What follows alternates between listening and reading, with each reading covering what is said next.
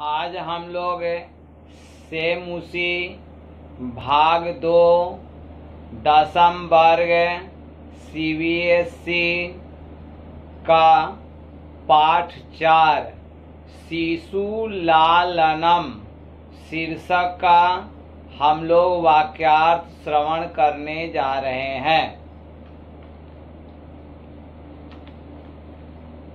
सिंहासनस्थः रामः ततः प्राविशतः विदुषकेन उपदिश्य मानं मार्गौ तापसौ कुशलवौ।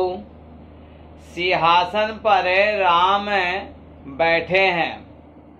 उसके बाद विदूषक के द्वारा बताए गए मार्ग से कुश और लव प्रवेश करते हैं।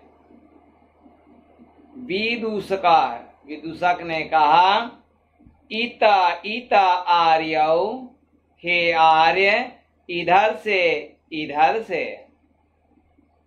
कुशलवौ, कुश और लव कहते हैं रामस्य समीपम उपसृत्य प्रणम्य च, राम के समीप जाकर और प्रणाम कर। अपि कुशलम महाराजस्य, क्या महाराज का कुशल है? राम जी कहते हैं युष्मद् दर्शनाता कुशलम इवा, आप सभी के दर्शन से कुशल हूँ। भवतो है किम वयम अत्र कुशल प्रश्नस्य भाजनम एवा न पुनरतिथि जनसमुचितस्य कंठाश्लेषस्य।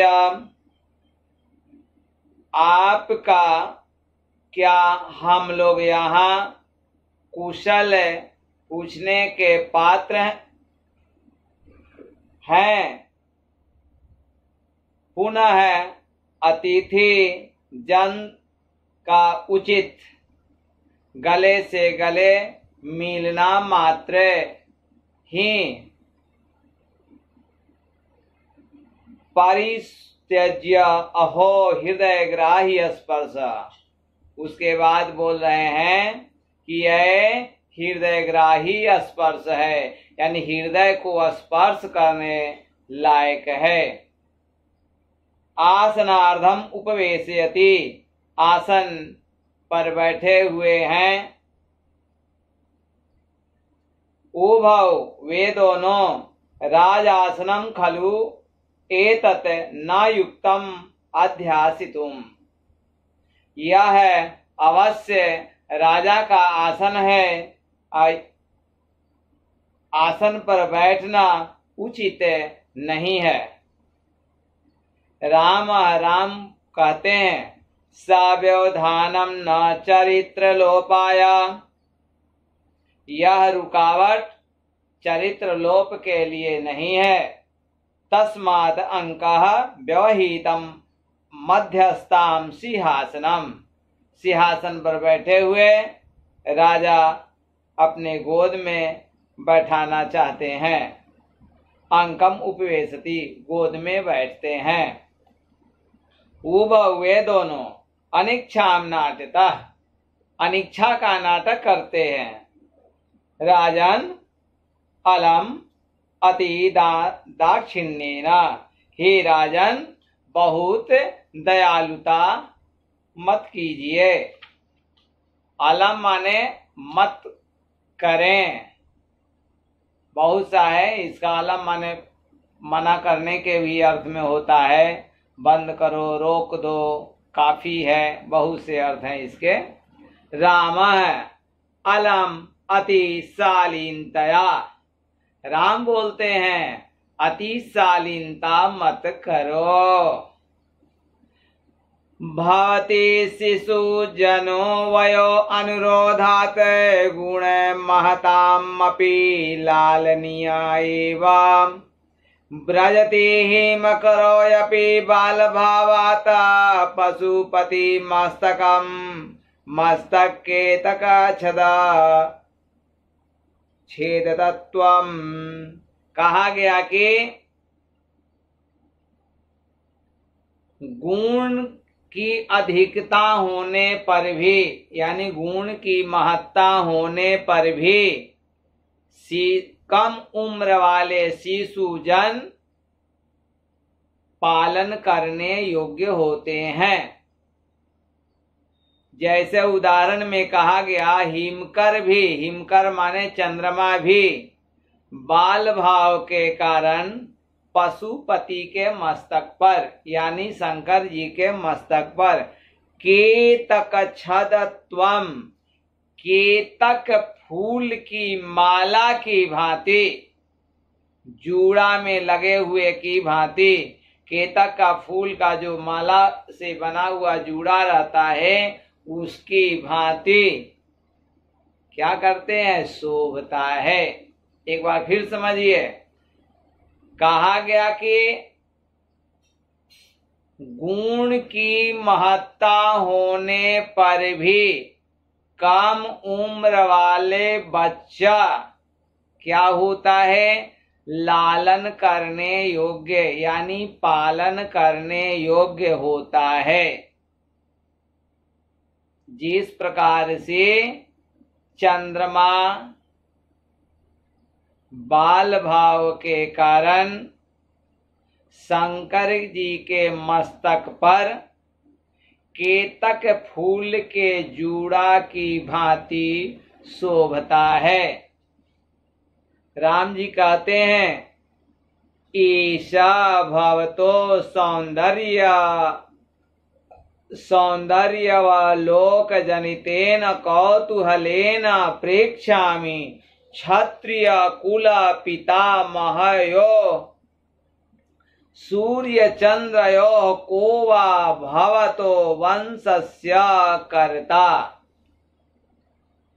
यह आपका सौंदर्य लोक से उत्पन्न कौतूहलता से पूछता हूँ, पितामह का क्षत्रिय कुल, सूर्य या चंद्रमा में से आपके वंश के कर्ता कौन है।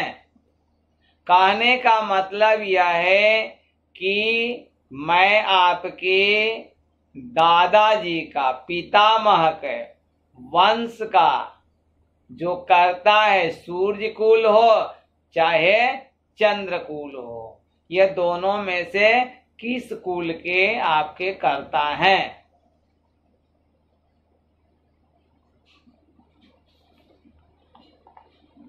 लौ ने कहा, भगवान सहस्त्र दीधिति, भगवान सूर्य।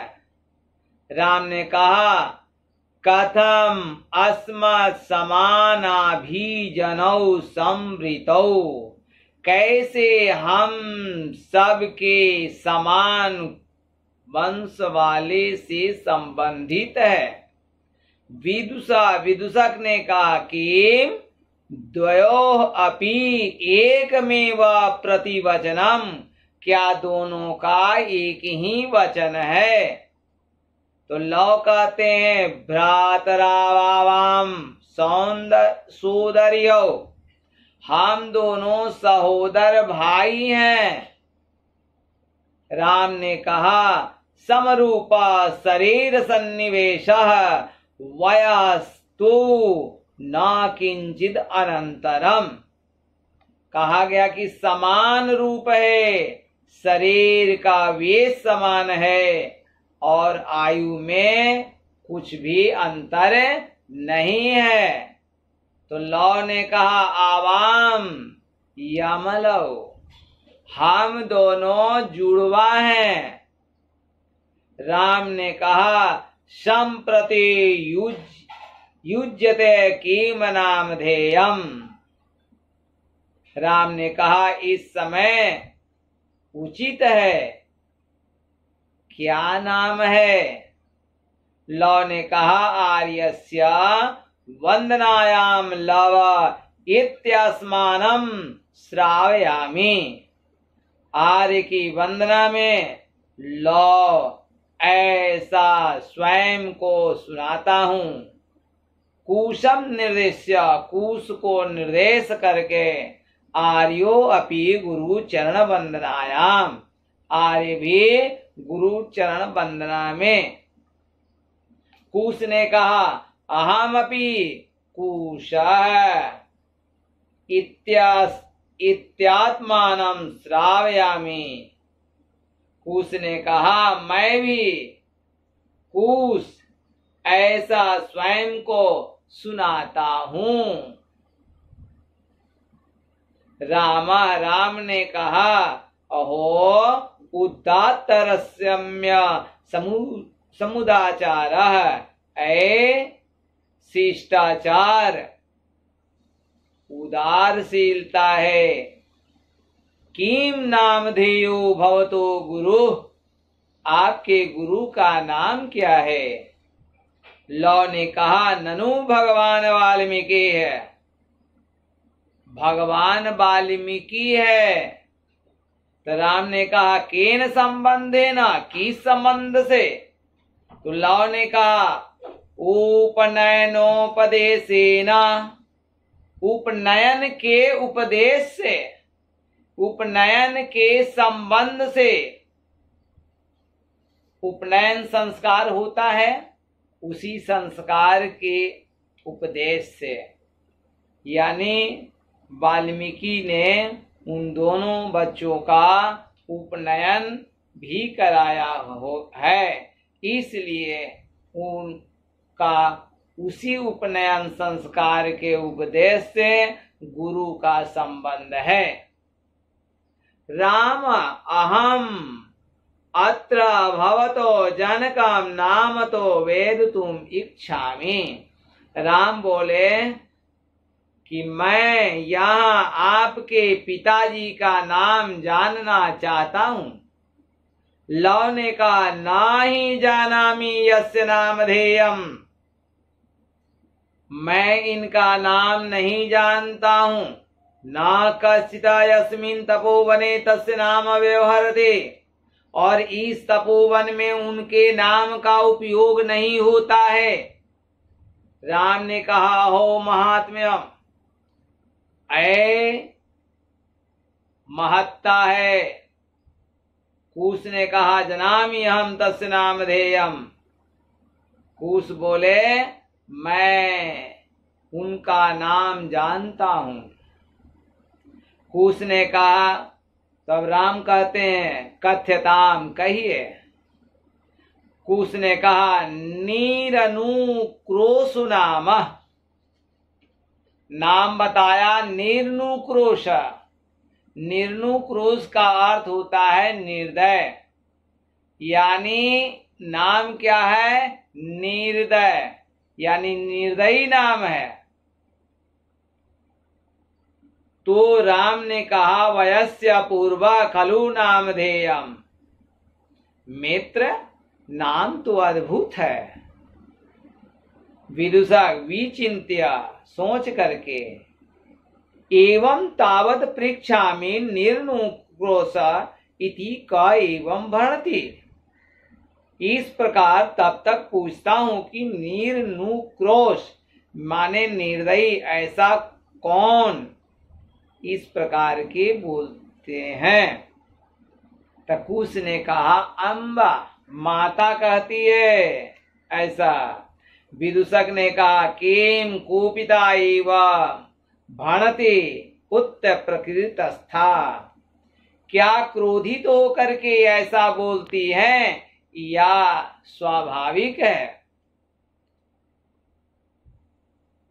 कुश ने कहा यद्यावयो बालभाव जनितम कश्चिता विनयम पश्यति तदा एवं अधिक्षिपति निर्नुक्रोशस्य पुत्रौ माचापलम् इति। यदि हम दोनों बाल भाव से उत्पन्न कुछ उदंडता को देखती हैं, तब ऐसा फटकारती हुई निर्दयी के पुत्र चंचलता मत करो।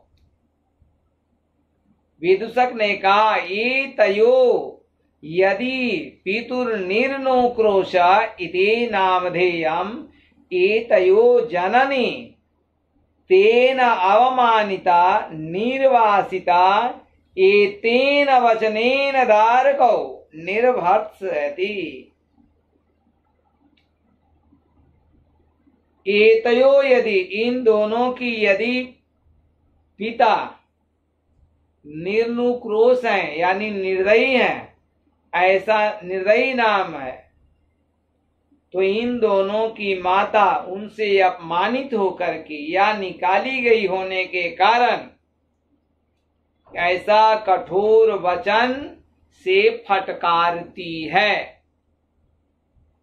राम ने कहा, स्वगतम धिंग माम एवं भूतम, मन ही मन मेरे ऐसे को धिक्कार है।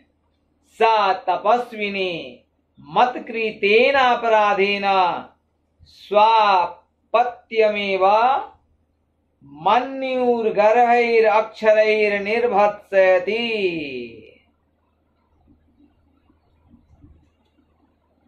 वह तपस्विनी मेरे द्वारा किए गए अपराध के कारण अपने पुत्रों को अहंकार पूर्ण शब्दों से फटकारती है। सावास्पम अवलोकयति, अश्रु भरे नेत्रों से देखते हैं। राम राम अति दीर्घ प्रवासोयम दारुणस्य, यह लंबा समय का प्रवास भयंकर है। विदूषकम अवलोक्य जनांतिकम, विदूषक को देख करके एकांत में कुतूहलेन आविष्टो मातरम अनयो नाम तो वेदतुम इच्छामि, कौतूहलता पूर्ण से घिरा हुआ इन दोनों की माता का नाम जानना चाहता हूं। नायुक्तम च स्त्रीगतम अनुयोक्तुम विशेषतस्य तपोवने तत् को अत्राभ्युपायः। स्त्रीगत इस विशेष रूप से इस तपोवन में उचित नहीं है, तो क्या उपाय है? विदूषक ने जनंतिकम एकांत में, अहम पुनः पृच्छामि, मैं पुनः पूछता हूं, प्रकाशन जोर से, किम नाम धेया युवयो जननी, तुम दोनों की माता का नाम क्या है? लव ने तस्या द्वे नामनी, उनकी दो नाम है। विदूषका कथमिव, कैसे? लव ने कहा, तपोवनवासिनी देवीति नामना आह्वयन्ति, भगवान वाल्मीकिर वधू रीति। लव ने कहा कि तपोवासिनी देवी नाम से बुलाई जाती है और भगवान वाल्मीकि बधू, ऐसा यानी इस नाम से बुलाते हैं, बधू का करके।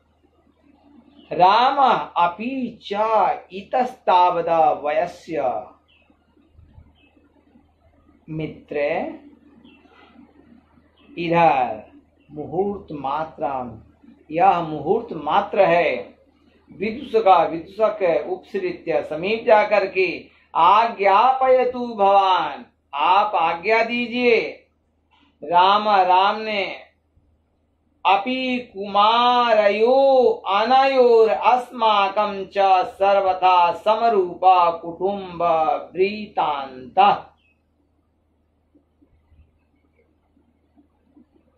इन दोनों कुमारों का क्या हम सभी से सभी तरह से समान संबंध स्वरूप है।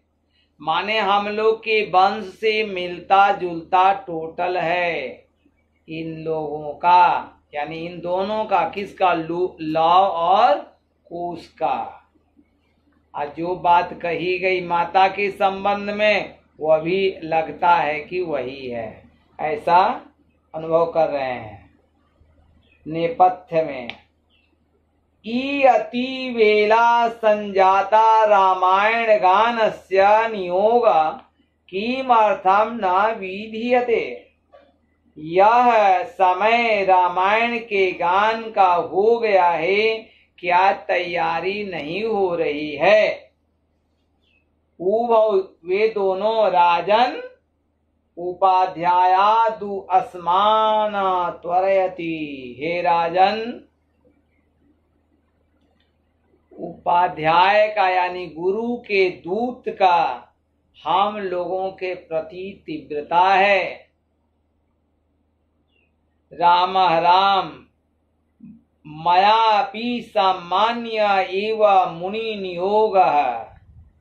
मेरे द्वारा भी सम्मान योग्य मुनि हैं, तथा ही वैसे भी, या क्योंकि भवन्तौ गायन्तौ कवेरपि पुराणो व्रतनिधिरा गिराम संदर्भौ अयं प्रथमोत्तीर्णो वसुमतीम् कथा चेयं सलाघ्या सरसीरुह नाभस्य नियतम् पुनाति श्रोतारं रमयति च सूयं परिकरः।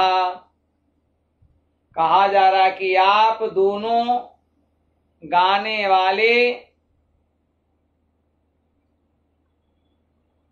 पुराण के व्रतनिष्ठ कवि वाल्मीकि हैं, और यह पहली बार भूमि पर भगवान विष्णु के द्वारा दिए गए वचन की यह कथा श्रेष्ठ रूप में है, श्लाघ्य सराहनीय है। फिर भी श्रोतागण मनमोहक रूप से आनंदित होते हैं। वयस्य मित्र अपूर्वोऽयं मानवानां सारस्वत्यावतारः तदाहं सुहृदजना साधारणं श्रोतुमिच्छामि। हे मित्र, यह अपूर्व सरस्वती का अवतार मानवों का है, तो मैं सुहृद जन साधारण के रूप में सुनना चाहता हूँ। सभी सभागण बैठ जाइए। प्रेष्यताम अंतिकम सौमित्रे, और लक्ष्मण को समीप भेजिए। अहम अपि एतयो चीर आसन परिच्छेद विहरणम कृत्वा अपनयामि। और कहा गया कि मैं भी इन दोनों का चीरकाल तक का दुख को विहरण कर, माने भ्रमण कर दूर करता हूं। इति निष्क्रांता सर्वे, इस प्रकार सभी निकल गए। यहीं पर इस पाठ की समाप्ति हुई। आप इस वीडियो को सब्सक्राइब करेंगे, बेल आइकन की घंटी दबाएंगे, शेयर करेंगे, लाइक करेंगे। अगर अपना कोई विचार व्यक्त करना हो तो आप कमेंट अवश्य करें। यह ध्यान रहे कि जो विद्यार्थी यदि बीए ऑनर्स संस्कृत से कर रहे हो तो उनका खंड 1, खंड 2, खंड 3 यानी पार्ट 1, पार्ट 2, पार्ट 3 का नोट्स उपलब्ध है।